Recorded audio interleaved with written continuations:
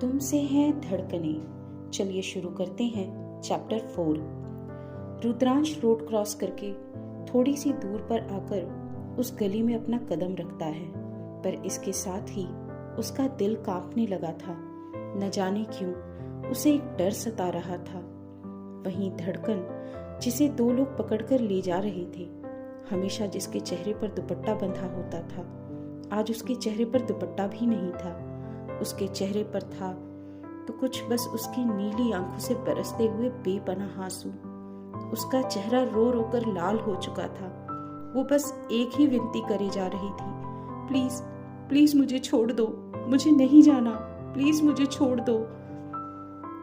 ये कहते हुए उसने उन लोगों से छूटने की कोशिश की, पर कहाँ वो नाजुक सी और कहाँ वो दोनों तगड़े से आदमी। वहीं उसकी माँ भी उसके साथ अपने कदम से कदम बढ़ा रही थी। दिल तो उसकी माँ का भी रो रहा था, पर उसकी माँ ये जानती थी कि उसकी जिंदगी की यही सच्चाई है। इसलिए उसने खुद को अपनी बेटी के सामने सख्त बना रखा था, क्योंकि यही उनकी जिंदगी थी और शायद उनके लिए यही उनके बच्चों की भी जिंदगी थी। वहीं धड़कन रोते हुए विनती करे जा रही थी, तड़पते हुए बोली, हमें छोड़ दीजिए, हमें उस दुनिया में नहीं जाना, प्लीज हमें नहीं जाना। हम मरना पसंद करेंगे पर उस दुनिया में जाना कभी पसंद नहीं करेंगे। इससे तो अच्छा होता माँ कि आप हमारे पैदा होते ही हमें मार देती, कम से कम हमें ये दिन तो दांत दिखाती। माँ प्लीज इन लोगों को बोलो ना हमें छोड़ दे। ये सब कहते हुए वो तड़प रही थी, पर वो लोग उसे पकड़े हुए जबरदस्ती लेकर जा रहे थे। वहां पर खड़ा हुआ हर एक शख्स ये सब देख रहा था। ऐसे जबरदस्ती ले जाने से धड़कन के पैरों में भी चोट लगने लगी। उसके पैरों से खून रिस रहा था, लेकिन उसे सिर्फ अपने दिल में तड़प महसूस हो रही थी। वो सिर्फ अपने रुद्रांश के पास जाना चाहती थी। अपनी माँ को भी मदद ना करता हुआ देख वो चिल्लाते हुए बोली, रुद्रांश जी कहाँ हैं आप? प्लीज आ जाइए, हमें वहां नहीं जाना। अपनी धड़कन को अपने साथ ले जाइए, छोड़ दो हमें, हमें हमारे रुद्रांश जी के पास जाने दो। हमें अपने रुद्रांश जी के साथ जाना है। हम मर जाएंगे पर उस जगह पैर नहीं रखेंगे, प्लीज हमें छोड़ दो। ये कहते हुए उसकी आंखों से बेइंतहा आंसू निकल रहे थे। अब उसके होठों पर सिर्फ उसके प्यार का नाम था। रुद्रांश जी प्लीज आ जाइए हमारे पास, अपनी धड़कन को संभाल लीजिए, ले जाइए अपनी धड़कन को अपने साथ। कहाँ हैं आप? प्लीज आ जाइए। ये कहते हुए वो पूरी तरीके से रो रही थी।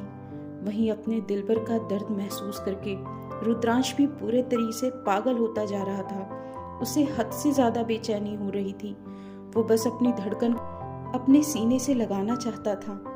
उसने हिम्मत की और वहां जाकर वहां से गुजरते हुए लोगों से, आते जाते लोगों से सबसे बस एक ही सवाल कर रहा था, आपने इस लड़की को देखा है क्या? पर इस सवाल के साथ साथ उसका दिल भी अंदर ही अंदर कांपे जा रहा था। ये कहते हुए उसके हाथ में जो फोन था वो लोगों को दिखाते जा रहा था कि कोई भी उसे धड़कन के बारे में बता दे, चाहे किसी भी कीमत पर उसे अपनी धड़कन चाहिए थी। काफी लोगों ने उसे मना किया कि उन्होंने उसे नहीं देखा। तभी एक शख्स जो बिल्कुल अंदर वाली गली में से चलता हुआ आ रहा था, रुद्रांश और उसका दोस्त भी काफी अंदर आ चुके थे। उस एरिया में उन्हें वहां पर अजीब सा भी लग रहा था।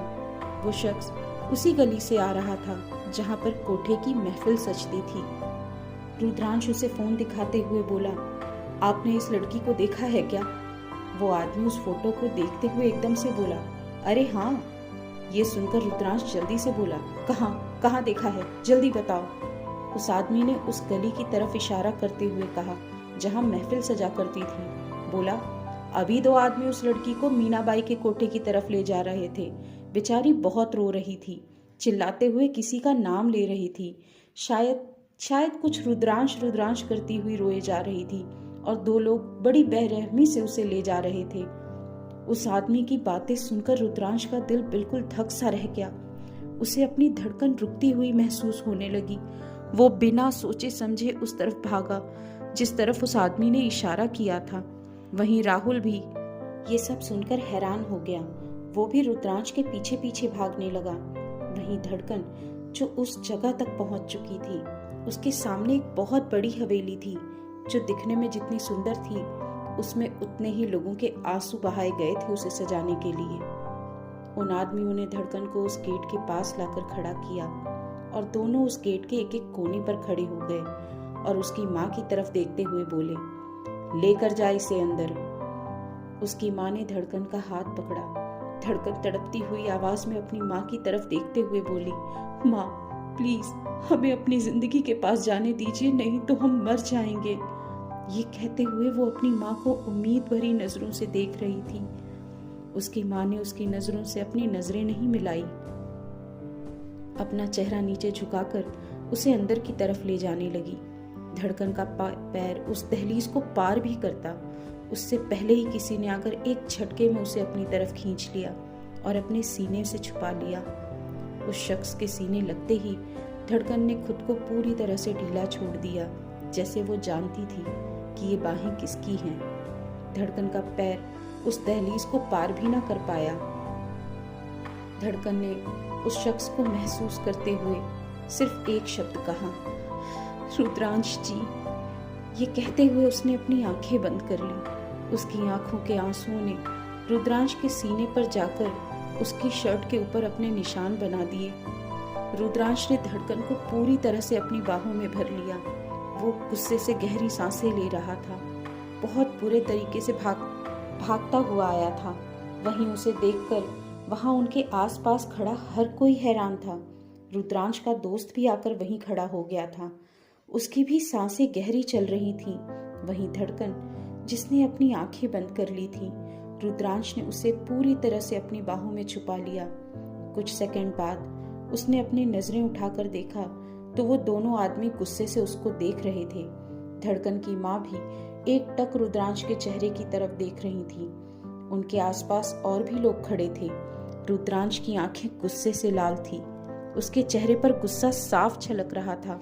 वो उन लोगों की तरफ देखते हुए बोला, तुम लोगों की हिम्मत कैसे हुई मेरी जान को इस तरीके से यहाँ लाने की। ये सुनकर वो दोनों आदमी आगे बढ़ने लगे। तभी धड़कन की माँ एकदम से बोली, हम बात करते हैं उनसे। ये कहते हुए वो रुद्रांश के चेहरे की तरफ देख रही थी। वो समझ गई थी कि ये लड़का कौन है। वहीं रुद्रांश अपनी माँ की आवाज को सुनकर, धड़कन जो अब तक अपने शरीर को ढीला छोड़कर सुकून के साथ रुद्रांश की बाहों में थी, उसने रुद्रांश की पीठ पर अपना हाथ रखा और उसकी शर्ट को कसकर अपनी मुट्ठी में पकड़ लिया। उसकी आंखों से आंसू बह रहे थे। जहां अब तक उसे सुकून मिल चुका था, लेकिन अब वहीं उसकी रूह कांप रही थी। रूपमती रुद्रांश की तरफ देखते हुए बोली, तुम जाओ यहाँ से और छोड़ो इस लड़की को। ये सुनकर रुद्रांश की पकड़ धड़कन पर और मजबूत हो गई और वो उनकी तरफ देखते हुए बोला, आप होती कौन है मुझे ये बोलने वाली। रुद्रांश ने इतना ही बोला था कि रूपमती जी जल्दी से बोली, माँ हूं मैं उसकी। ये बात सुनकर रुद्रांश हैरानी से उनकी तरफ देखने लगा। उसे समझ ही नहीं आ रहा था कि एक माँ ही अपनी बेटी को ऐसी जगह पर इन लोगों के साथ क्यों लाई है। वो अपनी माँ की बातें सुनकर धड़कन और भी ज्यादा अपने आप को रुद्रांश के सीने में छुपाने लगी। उसकी पकड़ रुद्रांश पर मजबूत हो गई। धड़कन की माँ की बातें सुनकर रुद्रांश हैरानी से बोला, आंटी आप लोग धड़कन को ऐसे यहाँ क्यों लेकर आए हो। तभी वहां पर एक और आवाज गूंजी, ये वही हो रहा है जो यहाँ हमेशा होता है। इस कोठी पर पहली बार जब लड़की को लाते हैं तो वो इसी तरह से ड्रामा करती है, पर आज पहली बार कोई शख्स आया है उस लड़की के पीछे पीछे। लगता है बिना इसकी सच्चाई जाने आशिक बन गया है तू इसका। ये कहते हुए एक औरत उस हवेली के अंदर से आती हुई गेट के पास खड़ी हो गई। उसको देखकर उन आदमियों ने सिर को पूरे तरीके से झुका लिया। अब वो चुपचाप से खड़े होकर धड़कन की माँ को देख रही थी, जो डर से कांप रही थी, और उसने भी अपनी नजरें झुका ली थी। रुद्रांश हैरानी से उस औरत को देख रहा था, जिसने लाल कलर की बनारसी साड़ी पहनी हुई थी। वो गहनों से लदी हुई थी। माथे पर बड़ी सी बिंदी और बालों का जूड़ा बना हुआ था, जिसकी उम्र दिखने में लगभग 58 से 60 साल रही होगी। वो औरत आगे बोली, आज जिस औरत से तू पूछ रहा है कि वो अपनी बेटी को ऐसे क्यों लेकर आ रही है। तो सुन, जवानी में जैसे उसने महफिलें सजाई थी, अब परसों से उसकी ये बेटी भी सजाएगी। ये कहते हुए वो औरत रुद्रांश की आंखों में देख रही थी, जो उसे भी हैरानी से देख रहा था।